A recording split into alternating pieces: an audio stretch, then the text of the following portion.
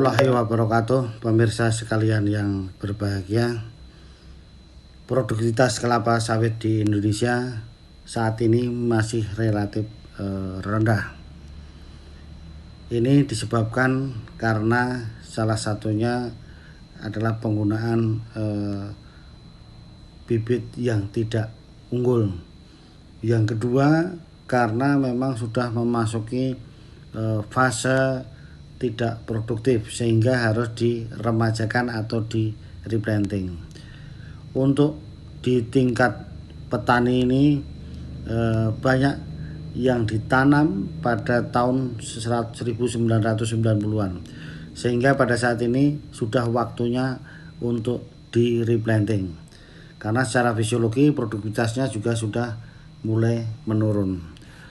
Oleh karena itu untuk mencapai produktivitas yang tinggi tadi, pemerintah mempunyai program yang bernama Peremajaan Sawit Rakyat. Yang sudah tua ini harus diremajakan dan nanti mempunyai produktivitas yang tinggi. Itulah tujuannya.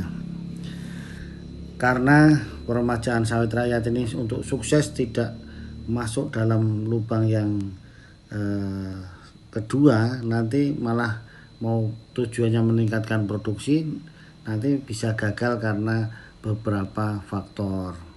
Salah satu serangan yang menghambat program secara teknis, PSR secara teknis adalah adanya serangan hama penyakit di lapangan. Jadi kalau pencairannya sudah berhasil, penanaman berhasil, bibitnya sudah bagus, tetapi kalau di lapangan terserang hama dan penyakit, ini menjadi penghambat tersendiri dari program Peremajaan Sawit Rakyat. Jadi pemirsa sekalian yang berbahagia, jadi sekarang ancaman nyata dari program Peremajaan Sawit yang real dilaporkan ke kami itu adalah tentang hama dan penyakit. Jadi dari program Peremajaan Sawit Rakyat yang pertama yang 2017 di Musi Banyuasin, kemudian yang di Sumatera Utara, di Riau, itu laporan paling banyak hambatannya adalah mengenai adanya hama kumbang badak Oryctes rhinoceros. Kemudian busuk pucuk, ini biasanya serangan Oryctes diikuti oleh busuk pucuk. Kemudian ada lagi laporan mengenai Crohn disease, ini sedikit ya. Sekarang kita mulai dari ancaman PSR yang pertama adalah hama kumbang badak Oryctes rhinoceros. Ini sangat berbahaya. Laporan-laporan itu bisa sampai serangannya sampai 20%. Dan ini kalau tidak dikendalikan akan mematikan tanaman, bisa jadi. Kemudian yang jelas adalah memperpanjang masa TM. Nah, ini berikut ini gejala serangan pada tanaman TBM ini sangat biasa ditemui pada program Peremajaan Sawit Rakyat. Ini serangan dari Oryctes yang cukup berat, dan ini akan menyebabkan lama tanaman menjadi tanaman menghasilkan. Nah, jadi serangan bisa mencapai kejadiannya 20-an%, bahkan bisa lebih. Kemudian ini siklus hidup dari kumbang Oryctes rhinoceros itu yang merusak adalah kumbangnya biasa. Nah, jadi kumbangnya ini bisa 6-9 bulan. Meskipun demikian larvanya juga harus kita kendalikan supaya bisa memutus siklus hidup dari Oryctes rhinoceros ini. Jadi bisa dikutip, bisa menggunakan jamur metarhizium. Intinya semua stadia, semua ini harus kita kendalikan. Jadi pengendalian Oryctes rhinoceros ini ada beberapa macam tekniknya. Bisa menggunakan feromon, bisa menggunakan jaring, menggunakan insektisida, menggunakan kutip, menggunakan lain-lainnya. Ini sangat tergantung pada ekologi kebun tersebut. Ini rangkumannya. Jadi teknologi pengendalian Oryctes itu ada berbagai macam komponennya. Ada cincang batang, benam batang dan genangi, pemberaan 6-8 bulan, tanam mukuna, penggunaan insektisida sintetik, menggunakan feromon, menggunakan jaring, kutip larva dengan alat berat, light trap, dan metarisium. Jadi ini kita kelompok-kelompokkan menjadi replanting di tanah mineral, replanting di tanah gambut, TBM, TM, mulsa tankos, dan bukan baru pasang surut. Jadi ini berbeda-beda mana prioritas penggunaan teknik-teknik tersebut. Contoh, untuk TBM sama TM kan berbeda. Jadi kalau untuk tanaman menghasilkan itu prioritas menggunakan feromon, kemudian kutip larva maupun penggunaan metarisium.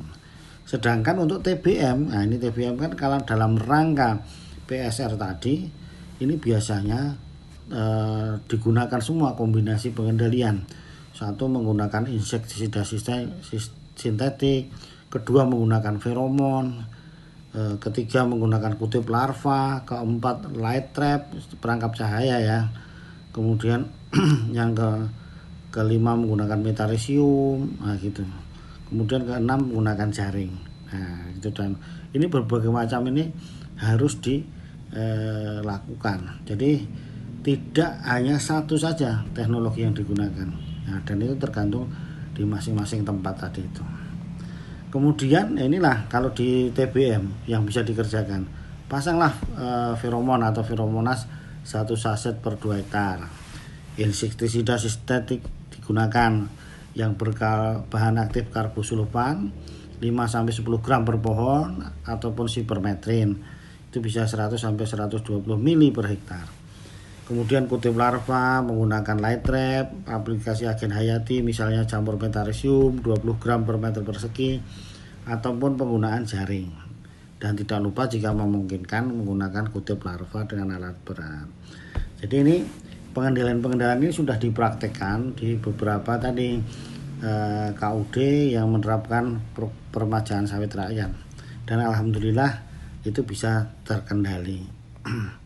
Yang kedua yang menjadi permasalahan lagi di permajaan sawit rakyat itu adalah busuk pucuk atau spirot. Nah, jadi spirot ini busuk pucuk ada 2, yaitu yang pertama tipe 1 itu menyerang tanaman muda. Biasanya merupakan infeksi primer, kerusakannya pada pucuk, tapi meskipun jarang mematikan ya. Ini kalau diisolasi ketemu jamurnya Fusarium dan Ceratocystis paradoxa. Inilah gejala serangannya, rusak pada pucuknya, membusuk, dan ini ada yang agak sedikit patah.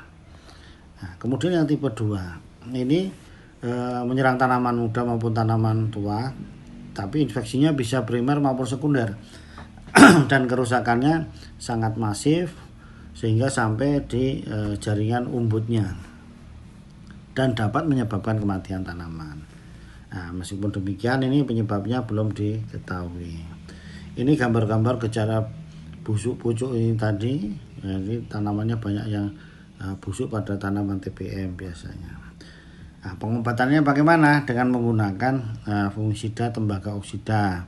Kalau tanaman TBM dosisnya 2-3 gram per liter untuk 2 pohon.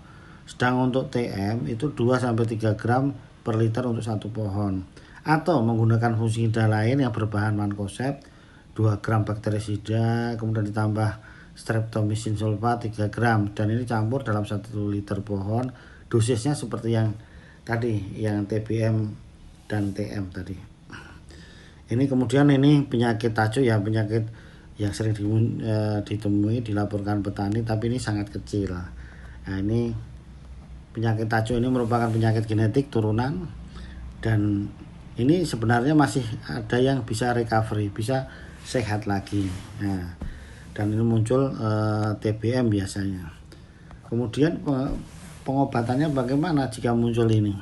Satu, lakukan pemangkasan pada bagian yang bengkok-bengkok tadi, kemudian dipupuk ekstra. Kasihkan urea 0,5 kg per pohon dan boronnya 50-120 gram per pohon. Dan jika tidak sembuh-sembuh ya harus dibongkar dan disisip dengan tanaman baru. Jadi itu merupakan tadi hama dan penyakit di tanaman TBM. Tetapi ada yang lebih berbahaya lagi, yaitu adanya penyakit janur Ganoderma. Jadi Ganoderma bisa juga disebut pandemi saat ini. Karena apa? Ganoderma merupakan penyakit utama kelapa sawit di daerah Asia Tenggara. Di Indonesia, Malaysia, Thailand dan sebagainya, ini menjadi penyakit utama. Dan ini udah ada ditemukan di asalnya kelapa sawit juga di Afrika, meskipun tidak seganas penyakit Fusarium wilt. Penyakit layu Fusarium kalau di Afrika ini menjadi penyakit utamanya. Nah, berbeda dengan Asia Tenggara tadi. Di Amerika Latin yang ada kelapa sawit juga penyakit yang dominannya itu berbeda, yaitu sana busuk kering tadi, pucuk tadi yang disebabkan oleh Phytophthora palmivora. Jadi ini berbeda-beda, maka untuk Ganoderma ini bisa disebut juga sudah pandemi, karena awalnya muncul itu disebut epidemi, kemudian daerahnya lebih luas, misalnya udah generasinya 2 atau 3, sudah daerahnya udah banyak disebut endemik, dan bisa menyebar ke seluruh dunia, ini disebut pandemi. Ini kira-kira bahaya serangan dari Ganoderma. Jadi sebaran di Indonesia bagaimana? Oh, ini sudah ada di semua tempat, karena Ganoderma sebenarnya asalnya dari hutan kian. Nah itu terjadi akumulasi, makanannya ada, makanya serangan Ganoderma separalel dengan generasi kebun. Inilah tinggi itu ditemukan di Sumatera Utara, Aceh, kemudian Lampung yang kebun-kebun tua ini. Dan sekarang sudah mulai ada di mana-mana, dari Riau, Jambi, kemudian Kalimantan, Sulawesi, Papua pun sudah ada. Jadi semua sudah ada karena asalnya dari hutan kian. Dan di generasi 1 untuk daerah gambut itu juga perkembangannya lebih cepat lagi. Jadi ini sekarang serangan Ganoderma itu sekarang lebih cepat dan lebih berat. Nah itu, dan itu kejadian penyakit bisa sampai 80%. Ini perkembangan Ganoderma itu eksponensial sejak tahun 1990. Karena pada tahun-tahun ini juga dimulai penanaman besar-besaran. Jadi sudah mulai eksponensial serangan dari Ganoderma. Ini tadi yang kami sebutkan. Ganoderma dengan generasi tanaman itu paralel. Generasi 4 pasti lebih tinggi serangan Ganodermanya. Karena apa? Terjadi akumulasi. Ya, itu. Ini yang penting karena di dalam PCR. Kalau untuk di kebun-kebun yang sudah lama di perusahaan swasta maupun perusahaan negara, tanaman TBM banyak yang sudah terserang Ganoderma. Ya, untuk rakyat ini karena masih baru memasuki generasi kedua. Ya, ini patut diwaspadai. Ini merupakan gejala kerusakannya akan menjadi lebih berat lagi karena kecil sudah mati. Nah itu, sehingga banyak kebun yang replantingnya itu 11 tahun, 12 tahun sudah di replanting, padahal fase produktifnya 25 tahun. Ini gejala di tanaman TBM. Nekrosis, lama-lama kering, batangnya busuk dan akhirnya menjadi matilah tanaman tersebut. Nah, inilah infeksi Ganoderma pada tanaman TBM, sangat merugikan. Nah ini, kemudian pengendaliannya bagaimana untuk di daerah yang sudah endemik? Makanya dimulai dari persiapan persiapan bahan tanamannya dulu, kemudian diikuti persiapan lahannya. Untuk persiapan bahan tanamannya itu dipilih kita menggunakan tanaman moderat tahan Ganoderma. Salah satunya yang dari Pusat Penelitian Kelapa Sawit atau PPKS itu adalah DP540NG. Nah itu. Kemudian di pembibitan ini diaplikasikan apa untuk mendukung supaya tanamannya lebih sehat lagi, yaitu aplikasi agen hayati Trichoderma ataupun Mycorrhiza. Ini kemudian yang kedua, karena Ganoderma itu adalah tanaman patogen tular tanah, soil-borne pathogen, patogen terbawa tanah, maka inokulum dari Ganoderma ini yang terpenting adalah di bol dan di akar. Oleh karena itu persiapan lahannya harus digaru dan luku, bolnya diangkat, kemudian terakhir dicincang. Nah ini itu pun masih tidak cukup. Jadi persiapan lahan ini termasuk yang paling penting adalah kutip akar, baik manual maupun mekanis ya. Karena ini sebagai catatan, akar merupakan inokulum Ganoderma yang sangat berbahaya. Kemudian ini persiapan lahan lagi, lubang tanamnya pun harus lubang tanam besar, hole in hole atau big hole, dengan harapan sumber inokulum sudah semakin berkurang. Selanjutnya ini hole in hole dengan komposisi seperti ini, lebar 3x3, kedalaman 0,8, kemudian ditambah trichoderma maupun tandan kosong, itu untuk memperbaiki struktur yang ada. Ini semua tujuannya untuk mengurangi kejadian penyakit Ganoderma.